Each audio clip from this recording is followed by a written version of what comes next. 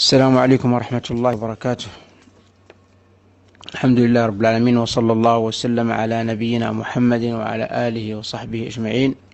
وبعد. فتجاوبا مع الكلمة الطيبة المفيدة التوجيهية التي استمتعنا بسماعها من الشيخ عبد المجيد جمعة حفظه الله، والتي خص فيها طلبة العلم بأضرار بالتوجيه،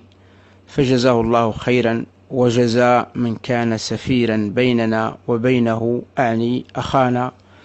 أيوب مراجي ومحمد قداري، وتمم لهما مسعاهما في دحض التقولات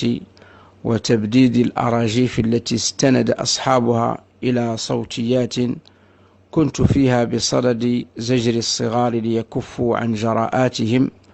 وليصدروا عن رأي كبارهم، فكان الواجب الاقتصار بها على محلها ومرحلتها،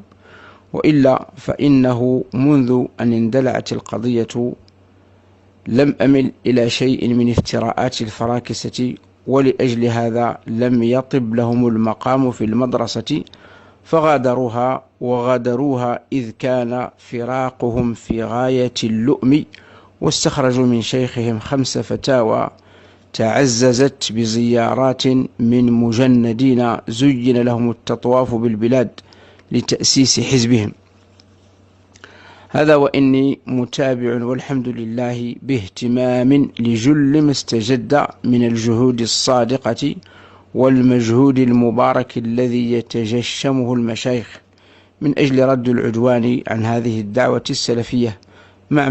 ما يعتري هذه المتابعة من نقص الاطلاع وفتور في التواصل، يجبره إن شاء الله، أو ينجبر إن شاء الله، يجبره إن شاء الله الثقة المتبادلة، ونعذر فيه ببعد الدار، فريشي منكم وهواي معكم، وإن كانت زيارتكم لماما، والله الموفق. كتبه أبو عبد الله سالم بن بجمعة، تواتي يوم الخميس 23 من شهر الله المحرم سنة 45 و400 وألف